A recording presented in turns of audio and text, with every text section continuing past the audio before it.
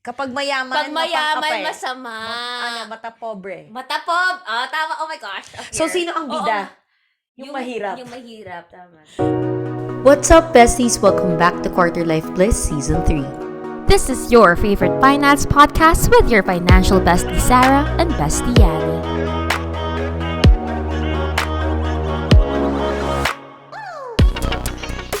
Happy New Year, everyone! Busog kayo sa kinain nyo. At ipapainit nyo pa ulit ang pagkain nyo. From the diba, daming leftovers from Noche Buena, tapos yung, ano bang tawag kapag New Year? To be honest, di ko alam. Buena. Magkakagtadapay mo dyan. But yes, Happy New Year to everyone. Sana you guys celebrated the New Year with a smile on your face. If umiiyak kayo, don't worry. I'm sure you're not alone with that one. But you wanna know something that everyone has? What? A New Year's resolution. Oh my gosh, yes. Sumusulat ka pa rin ba niyan? Oh, diba? For me, actually, it's more of New Year goals. Mm. Quantifiable goals. No? Quantifiable goals. And I'm sure, dyan sa New Year's resolution, maraming nakasulat dyan about pera. Maraming money goals. Of Oh, ikaw course. sabi mo goals yung sulat mo. So, I'm sure nagsusulat ka rin ng money goals. Yeah. Like, Diba? sabi ko dapat, Ganito yung kahit silly, like, kasi, like, even with my dreams, like, I have dreams of becoming a Hollywood celebrity. Mali mo! Ay, yeah. Reach for the stars. Career in finance, kumbaga. Career in finance and love. Yeah. Love that. Family life. But no, for real, like when it comes to money, wala, alam mo yun, no limitation. Yeah. So, why would I limit myself? Hindi ko naman alam. Mangangarap ka na lang din. Oh, exactly. Taasan mo na.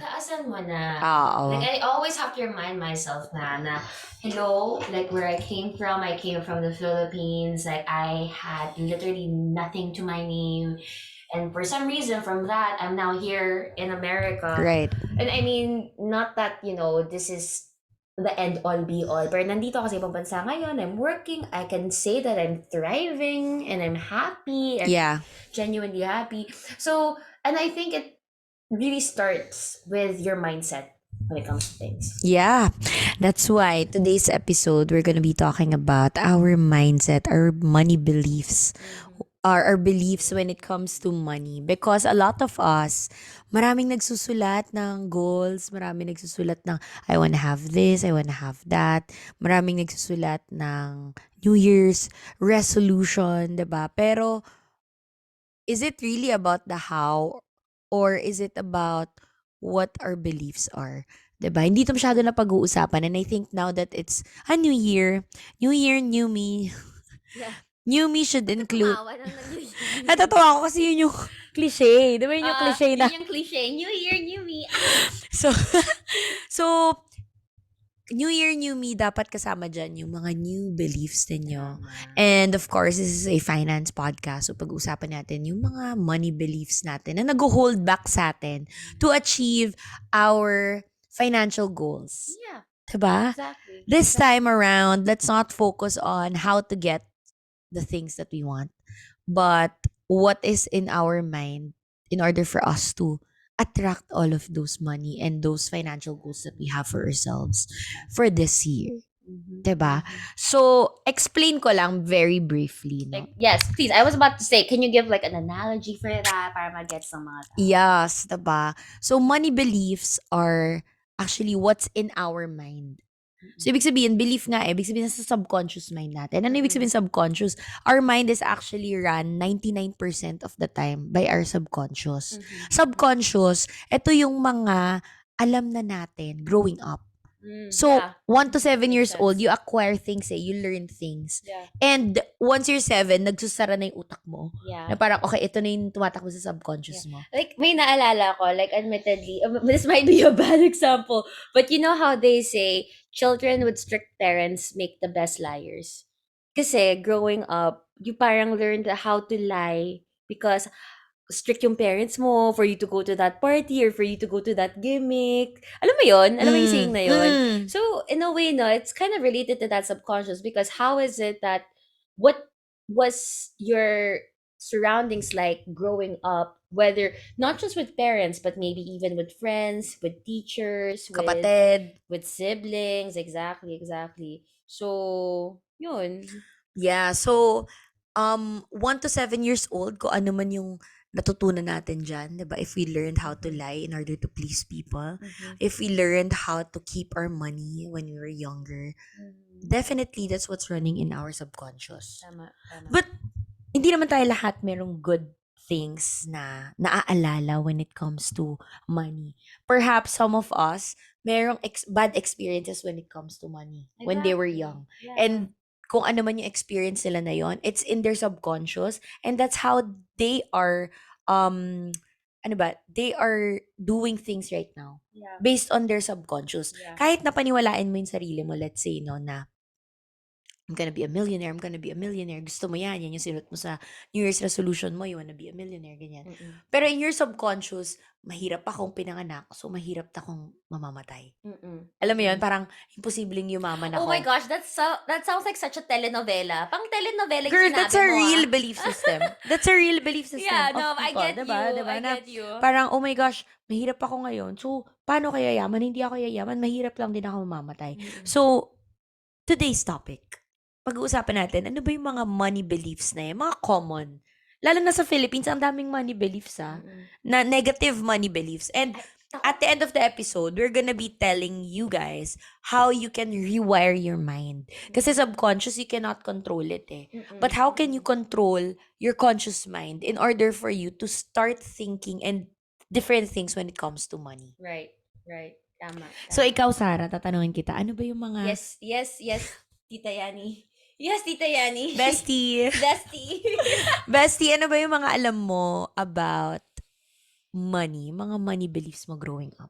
Sample. For me, naalala ko, Mom, sorry. Pero naalala ko, pag nagagalit si mommy kasi nakabukas yung aircon, or pag Ah. may iwang nakabukas yung Ah. ilaw, sasabihin niya, ano ba kayong mga bata, tingin niyo, ang dali-dali kumita ng pera, ganyan, blah, blah, blah. And in fairness to my mom, my parents are separated naman kasi, like, but my dad was very present. But it's still like she had to work, Yeah. because she had us very young. She was a young working mom. I just want to brag that my mom is such a working mom that she became a jeepney driver. Naging jeepney really? driver that mom ko. Oh my I will, okay. fine, maybe not jeepney. Wow. Oh, a taxi driver. But still, you get the Ah. point. But layo naman ng jeepney sa taxi, girl. Sorry. Una ko naisang jeepney. Anyway, going Ah. back. So, naalala ko sa kanya, ang hirap kumita ng pera, ganyan, blah, blah, blah, blah. And I think today, yes, it is still true that it is difficult to earn money because of the economic climate and everything else. But if you keep thinking really in your heart that it's so hard to get by money, it really does hinder your performance. Kasi parang iisipin mo, ang hirap naman niyang kitain. Like, hindi ko na ma-afford yung iPhone, or hindi na ako makakabili ng stocks. Alam mo yon, mahirap na yung kitain, hindi ko na yung kaya.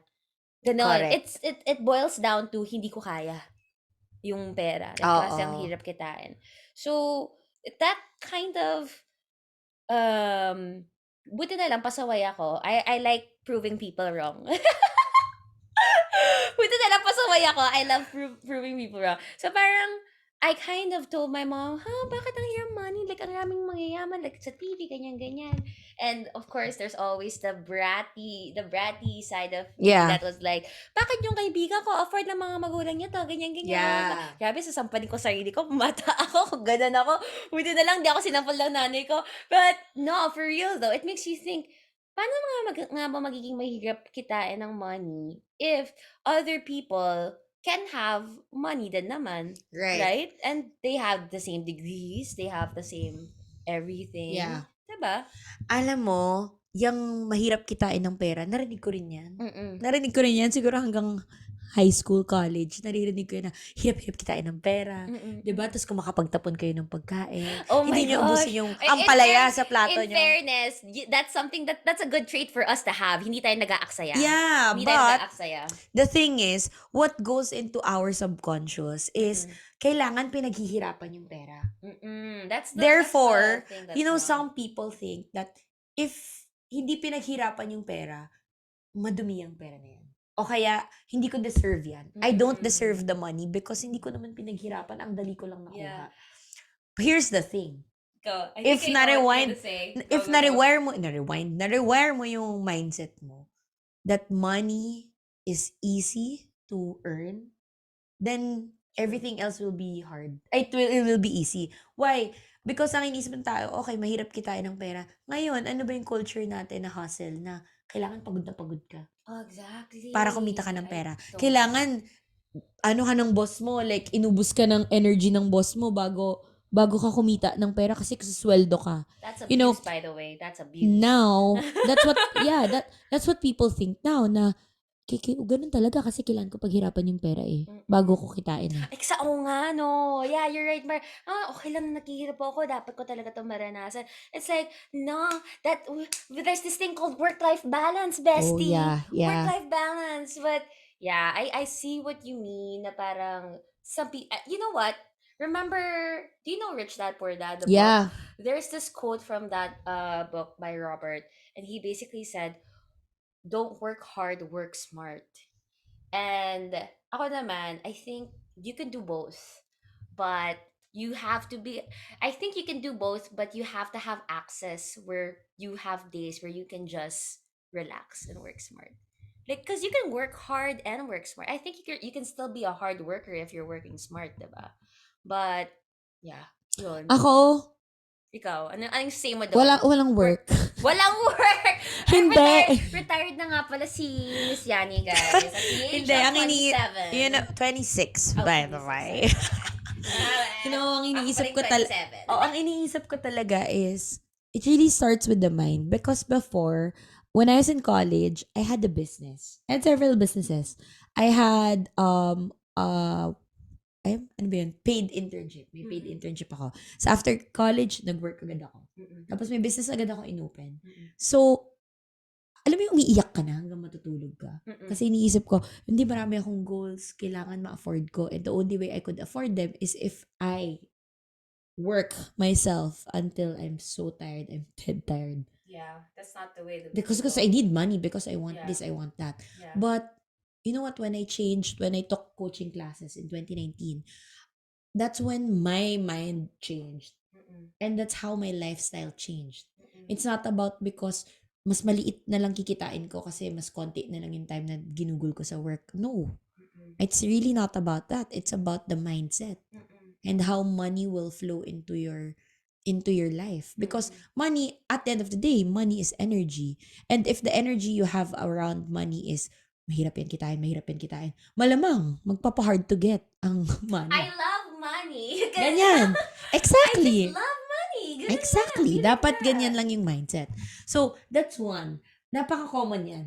Like, for most Filipinos, I'm sure, narinig mo na yun sa lola mo, sa lolo mo, sa nanay mo, sa tatay mo, sa kapatid mo na nagpapaaral sa'yo. Narinig mo na rin yan, for sure.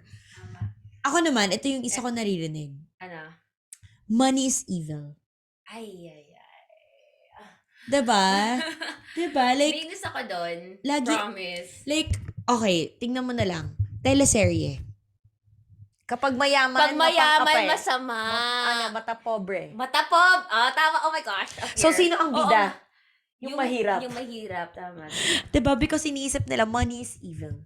So, dapat, di na lang ako, okay lang na wala akong masyadong pera, at least hindi ako masama. Ganyan. At least ako yung bida. Pag Ay, naaape, bida. Ito na Diba? lang. Ha? Parang Like, pag mas international, Crazy Rich Asians. oh, diba? Yung movie. Oh, diba? Kapag, diba? yan, medyo international. Baka Medyo may international na kami dito. Para listeners. mag-gets nyo. Pero diba sa Philippines, lalo na sa Philippines, no, kung sino yung mayaman, siya yung masama. But you know what? I think that stems from something. Kasi, di ba, you know what they say? Sabi po na ng parang artista. money changes people. I don't think that's true. I think money shows the true colors of people. Ooh. It doesn't change someone. Like, kasi kung masama ka talagang tao, Masama ka na. masama ka talagang tao, kahit pulubi ka, kahit mayaman ka, magiging masama kang tao. Pero kung, alam mo yon, like, there are some people kasi who, I'm sorry, for lack of a better word, who like to kiss ass to richer people kasi tingin nila makaka-social climb sila. Yeah. Tingin nila, makukuha nila yung pera ng Another mga episode, social climbing. kaibigan na yun. Oh my, talaga ba? But you get what I mean. It's like, for me, I feel like money is something that, don't blame money because of what you do. That's you.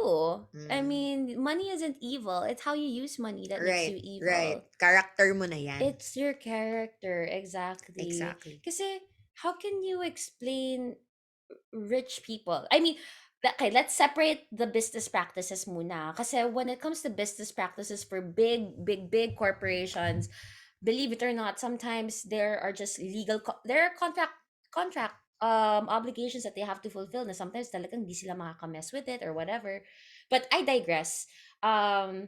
There are some people with money who really just want to do good, who really want to try to do good, and who want to indulge in themselves. Mga Diba? philanthropists. Yeah, exactly. So I don't think money is the root of all evil. I think money is a tool that you can use to do evil if you choose Do it. evil, yeah, or If you good. choose it. Yeah, do evil or good. So, money is not related directly to the personality of people. I don't think so. Mhm. Like, tama ka eh. When you're kind, yumaman ka, or humirap ka, magbibigay ka.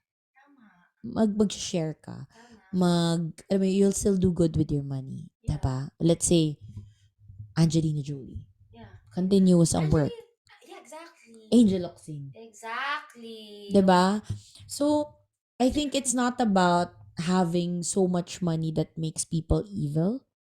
I think it's their greed around money. Mm-mm. Kasi saan ba lumalabas? That's one of the 7 deadly sins. Diba? Greed. Nagigreed sila. Nagigreed sila because they want more. They crave more. They want more. But it's not because sumasama sila dahil yumayaman sila. Hindi eh. They just really want more.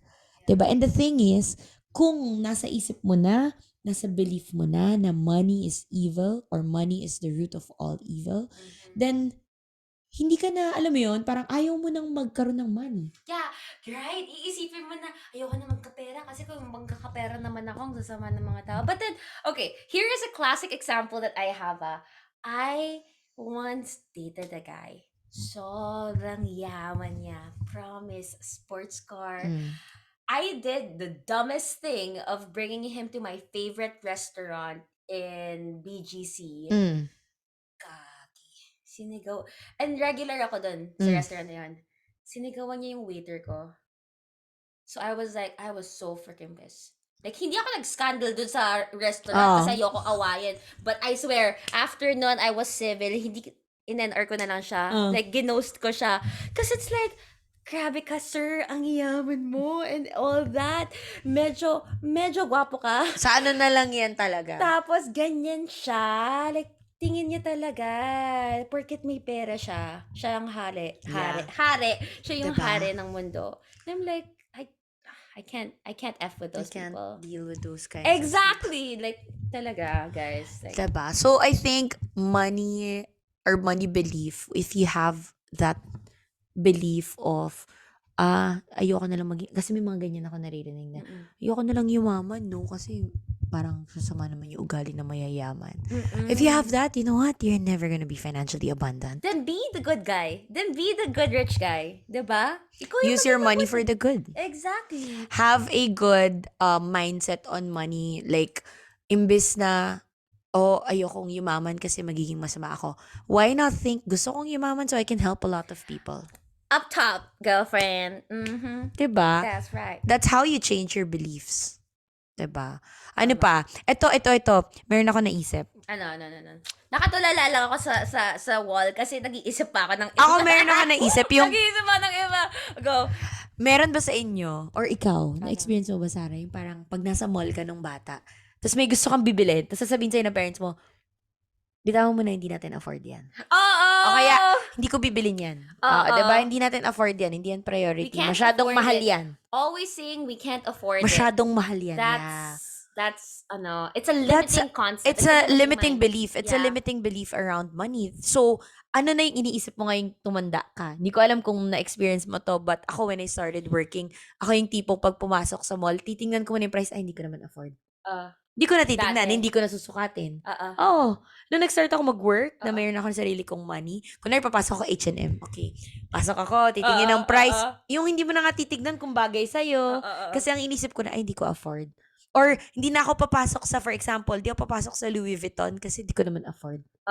Kasi, it's actually our belief. Exactly. Na masyadong mahal yan. Hindi ko afford yan. And the thing is, if you have that mindset all the time, na You're hindi mo gonna- afford yung mga bagay, it'll have something to do with your self-esteem, with your confidence when it comes to money. But parang for me, I feel very blessed. I have parents who told me, instead of limiting me na we can't afford that. Yung tatay ko talagang sasabihin niya sa akin, sige, anong gusto mo? Bibigay ko sa'yo yung pera or bibili mo tong isang toy na 'to? So, syempre buti na lang matalino akong bata 'no? Sabi ko, I'll get the money na lang daddy, sisave ko na lang. So, that's actually buti how pa siya. Ako hindi ako save ganun. my money a Bilhin mo bit. po lahat. Everything. Isa Wala nga akong- lang, hindi. pinapapili ka ng tatay ko. Wala akong ganyang option. Wala akong ganyang Opposites option. ka tayo eh. Ako Oo. nga, di ba, yung privilege ng grade Oo school, nga pala. tapos ikaw yung privilege ng college. Hindi ko afford yan. So, Mm-mm. nung bata kami, yun yung lagi sinasabi ng mom ko na, wag yan tayo pumasok dyan kasi di mo naman afford. Mm-mm. Alam mo, wag ka na pumunta ng Toy Kingdom, for example. Mm-mm. It's a luxury for us when I Yeah. was growing up. So, yeah. the effect when I started working and parang college days, ganyan, yun, hindi ka na pupasok sa restaurant kasi feeling, hindi mo naman afford. Mm-mm. Ma-intimidate ka na lang agad kasi inisip mo, parang ganun lang, nung bata ka, hindi ka pumapasok ng Toy Kingdom kasi Yeah. hindi sasabihin naman sa'yo din, hindi natin afford yan. Yeah. Hindi kita bibilan Mm-mm, kasi mm-mm. hindi mo afford. So ngayon, ano yung effect nun? Hindi tayo pumapasok sa mga mahal na. Yeah, we don't even try We to don't see. even try to go to a car shop and feel the Yeah. car. Alam mo yon na gusto nating bilhin. Yeah, Kasi inisip agad natin, hindi ko naman afford yan. Exactly. You know what I learned? Like, honestly, even if most likely I can't afford it right now, I just learned that I will go inside that store and look at this check. And if I want it, then I'll buy it. If I don't, then di wag, okay lang. I can Oo. always earn for it. Sa akin kasi, I refuse to let myself be put down by people who judge you based on how much money you have. Like, kung pupunta akong store na may judgmental salespeople, okay, loss nila yung commission. It's not my loss. 'Di ba? Kasi wala namang mawawala sa'yo if you Mm. just go and try and look and say na, kaya ko to. Kaya ko to. Yeah. The thing is, yung mga tao, ayaw na nilang pumasok. Ayaw na nilang Mhm. itry na, tignan ko nga, magkano nga ba yung sapatos Because dyan of sa shop? what they were Oo, taught growing because up. growing up, sinabi na sa'yo na huwag ka nang pumasok kung alam mo namang hindi mo afford. Mm-mm. So Diba? now, Pero guys, walang masamang pumunta doon. walang masama. Just try it out. Just see it. And So what? how do you think can we change the mindset na hindi ko afford yan?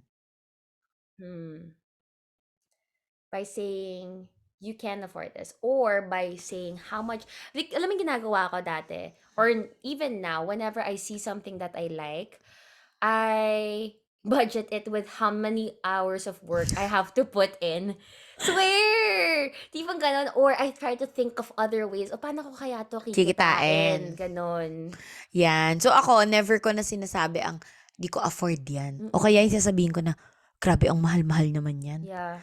Mahal lang. Hindi mahal-mahal. Di ba, ang mahal. Next time, it's okay. Actually, yung maganda din kasi sa mindset na yun, if you try to think of what the ways that you can afford it, sometimes without even realizing, kumita ka na ng pera, pero nakalimutan mo na yung item. Mm-mm. Ganon. So in a way, it's like you're just exercising your brain on how you can earn more money, which is always something that you should How do you can anyway. afford it. Yes, exactly. I don't wanna buy it now. Mga ganyan, Oo, diba? I don't wanna Hindi buy ko pa afford now, pero bukas afford ko na yan. Pero baka ayaw ko na siya Hindi ko lang siya priority. Ganon, hindi ko lang siya Ganon. priority. Exactly. Diba? exactly. Pwedeng ganon. Pero alam mo, my challenge for you guys is go to that store that you're very, very intimidated at. Yung parang feeling ko hindi ko afford. Like for example, pasok tayo ng Hermes sa Rodeo Drive. Ganyan. Pasok lang. Bakit? Diba? Pakialam mo. Pakialam mo. Pasok kami. Mo. dahil hindi namin afford, di kami pupunta kami to challenge myself and say, you know what, afford ko rin to. You wanna know what my Ma-afford ko rin yan. You wanna know what my dream is? Like, Mm. I kind of wanna do this as a major troll. Gusto ko pumasok sa either LV, Hermes, like, gusto ko mukha akong pambahay. Tapos, Bibili ka. titignan ko kung paano nila ako taratuhin. Tapos, bibili talaga ako. Pero hindi pa naman talaga ako bibili ngayon. Next Oo. time. Gusto ko lang makakita ng mukha ng judgmental person. Ako, I just wanna feel, magkano ba yan, ha? Ganyan, diba? I want a pretty woman moment. Oh, Alam mo yeah, yun? yeah, yeah, yeah. So, yan yung mga sample ng beliefs na pwede nating baguhin. So, this year, if you have money goals, like, my invitation is to not just look, how many hours will I, work? How many days will I work for me to buy this? Or ilang years ko pwedeng bayaran? Yeah, Or more than whatever. that, it's the confidence that we want you guys to establish. And it really starts with the mind. It all starts with the mind, our beliefs, and the only way we can control it is if we are aware, if we can identify, ano ba yung mga narinig ninyo growing up na money beliefs. You can list it down, and then on the other side of it, you can just write yung positive na kabaliktaran niya. Yeah, that's a good exercise to have. So basically, in the notebook on the left side, for example, All the negative belief all the system. negatives. So, for example, money is evil. Tapos sabihin mo on the right, money is not evil, it is a tool. Money is good. Alam mo Money yun? is good. Ganon. Tapos yung mahirap sa kaliwa is mahirap kitain ng pera. You write on the right side Money. na money comes to me easily, effortlessly. Alam mo yan? Mhm. You have to, and then once you have that positive affirmations when it comes to money, keep reading it until you rewire your mind. Hanggat naniniwala pa yung subconscious mo na mahirap kitain ng pera, na kailangan iniiyakan ang trabaho para kumita lang ng pera. Alam mo yun? Hanggat naniniwala ka na yung mayayaman, lahat ng mayayaman ay masasama yung ugali. Mhm. Keep reading the positive affirmations. That's right. Diba? You write it all down and be aware around your belief system so that you can address it. And then you change it, and next thing you know, all your financial goals will be ticked off. Exactly. Like, you don't even have to, and if you don't want to have big goals, start with small ones, the realistic ones. What's important is you have goals Mm-hmm. so that you know you're moving forward. Yeah, exactly. So, yeah, that's one of the things that I really did when it comes to money. Those are coaching techniques that I'm teaching you guys on how you can address all the negative money beliefs that you have, because if you're not gonna help yourself, no one will. Tama. Diba? Tama. If hindi mo balak ayusin yung relationship mo with money, yung beliefs mo around money, wala, hindi ka natutulungan ng parents mo. Their parents will still say the same thing. Yeah, exactly. Like, honestly, you have to take that initiative because, and I don't think this is something that's so sad to look at, but really for me, it's really empowering to accept the fact that I am my best ally. Yeah. I am my number one fan. Yep. I'm my number one fan. So please, ako nasa intentions nyo lang din ng mga money, ako ang ilalagay ko dyan is to have better money beliefs. Oh, pwede. Diba? To have positive money beliefs starting 2022. All right. I love it. Yes. Yes. Bestie, I hope you learned something for today's episode 1, and expect more of this. Oh, yeah. Diba? Marami tayong pag-uusapan na ganyan in the coming episodes. But happy New Year again. I hope you have the best 2022. I'm sending intentions that we all get our life goals for this year. True. Post a photo of your activity, homework, kumbaga, over at our Facebook group. That's fb.com/groups// quarter life bliss podcast. Give us a thumbs up and also comment down below if meron kayo nagustuhan na part dito or ano ba yung mga money beliefs ninyo growing up para matulungan namin kayo din i-address yan at ayusin yan. Mag-reply kami. Mag-reply kami. Masipag kami dyan. Alright guys, thank you so much for tuning in. Remember, have a happy new year and change those money beliefs. Bye! Thank Thank you guys for hanging out with us for another episode of Quarter Life Bliss. Let us know your thoughts by joining our community at facebook.com/group/quarterlifeless podcast and following us over at Quarter Life Bliss podcast on TikTok, Instagram, and YouTube. And that's it. Anything else to say, bestie? Find your bliss and money will follow. Yawn.